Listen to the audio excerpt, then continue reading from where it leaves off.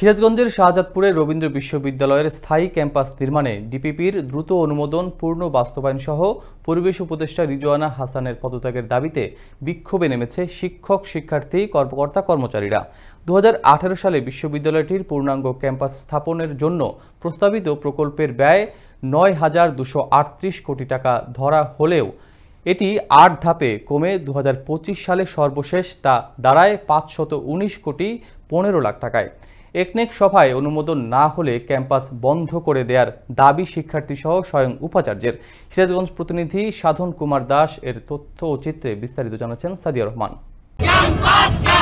2017 সালে সিরাজগঞ্জের শাহজাদপুরে অস্থায়ী ক্যাম্পাস নিয়ে যাত্রা শুরু করে রবীন্দ্র বিশ্ববিদ্যালয়, যা একনেকে অনুমোদনের নীতিগত সিদ্ধান্তের পর্যায়ে থাকলেও পরিবেশ অধিদপ্তর আবারও পর্যবেক্ষণ করতে চায়। অথচ আগে থেকেই পরিবেশ অধিদপ্তর, জলবায়ু অধিদপ্তর সহ প্রয়োজনীয় অধিদপ্তরের ছাড়পত্র প্রদান করে বিশ্ববিদ্যালয়কে। কিন্তু সম্প্রতি গত 16 জুলাই পরিবেশ উপদেষ্টা রিজওয়ানা হাসান পরিদর্শনে এসে আশ্বাসও প্রদান করে যান বিশ্ববিদ্যালয় স্থাপনের।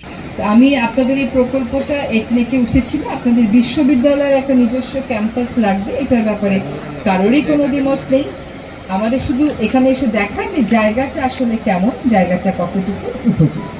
কিন্তু এরপরেই ঘটে বিপত্তি। সিরাজগঞ্জ থেকে পরিদর্শন শেষে ঢাকায় গিয়ে পরিবেশ উপদেষ্টা তার সিদ্ধান্ত পরিবর্তন করে বিশ্ববিদ্যালয়ের ক্যাম্পাস এই ভূমিতে স্থাপনা না করার প্রস্তাব দেন বলে জানান আন্দোলনকারীরা। বৃষ্টি উপেক্ষা করে পরিবেশ উপদেষ্টা রিজওয়ানা হাসানের পদত্যাগের দাবিতে মহাসড়ক অবরোধ করে মানববন্ধন ও বিক্ষোভের নামে শিক্ষক, শিক্ষার্থী, কর্মকর্তা, কর্মচারীবৃন্দ।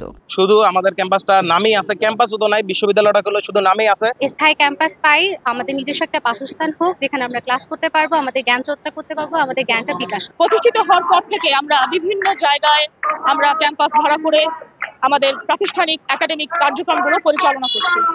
আমরা বিশ্ববিদ্যালয়ের ক্যাম্পাসের জন্য যে ডিপিপি, সেই ডিপিপি বাস্তবায়নের লক্ষ্যে আমরা কাজ করে যাচ্ছি। হয় বরাদ্দ, না হয় এই বিশ্ববিদ্যালয় বন্ধ করে দেন বলে দুঃখ প্রকাশ করলেন বিশ্ববিদ্যালয়ের উপাচার্য।